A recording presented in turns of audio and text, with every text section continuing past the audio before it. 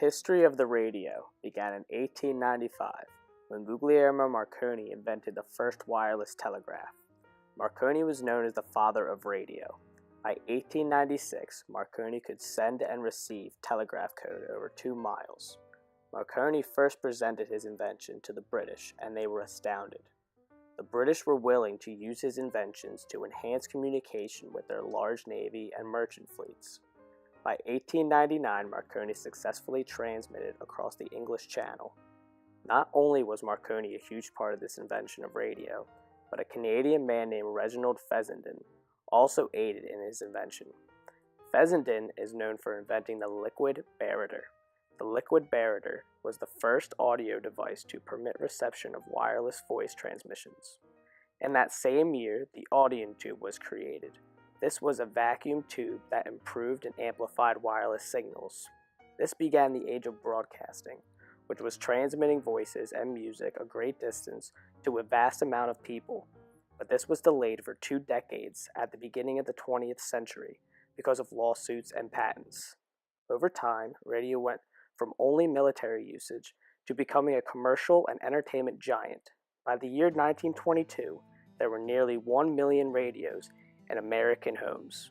In today's time, radios don't only exist in homes, but in cars and mobile devices. Well, it's changed over time. When I was growing up, I grew up to the soundtrack of my parents listening to morning news, and so that was a regular part of my life. In terms of listening to radio on mobile devices, companies such as Pandora, iHeartRadio, and Spotify allow you to open a specific app on your mobile device. With these apps, people have much more control over the station and the genre of music listeners want to listen to. So what kind of devices do you use to listen to your radio? Oh, I listen to my music on my phone. Usually I listen to Spotify, and then most of the time when I listen to it, it's usually when I'm coming from home with to a dial school. that you had to turn manually, and it was only AM. And we would listen in the car, and we'd listen to ball games and the news. Rarely would we listen to music until I was kind of in my an adolescent, and then we would listen to AM radio rock stations. It's just a thing that I use on a daily basis.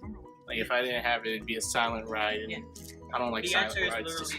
Well, I definitely use the radio in the car. I find myself listening to Elvis Duran in the morning show, classic radio, Q102, stuff like that. But since I got my smartphone, and if you don't mind me showing you, I'll tell you how I use it now.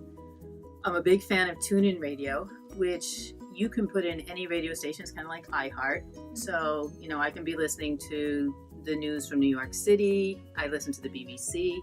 I also, because I love French, I studied in France, I listen to RFI Monde, which is a French radio station. So some mornings I'll listen to French radio and keep my French up.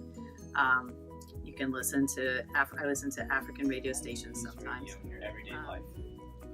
I usually use it in the car. I don't use it much at home other than that. I'm more of an aux cord kind of guy, so. But that's okay, like do you use Pandora and all that? Yeah, I use Pandora, Spotify, stuff like that. So that counts. Yeah, iTunes a lot too. How do you think radio affects your everyday life? It could affect your life if you're driving, you want to hear what the traffic's going on, news and stuff. Since radio has become popular, different radio stations have come about over the years. The first radio station was based in Pittsburgh, Pennsylvania. It was named the KDKA. The KDKA became licensed on October 27, 1920, and its first ever broadcast was on November 2, 1920. KDKA would be very impressed to know that currently there are thousands of radio stations around the United States.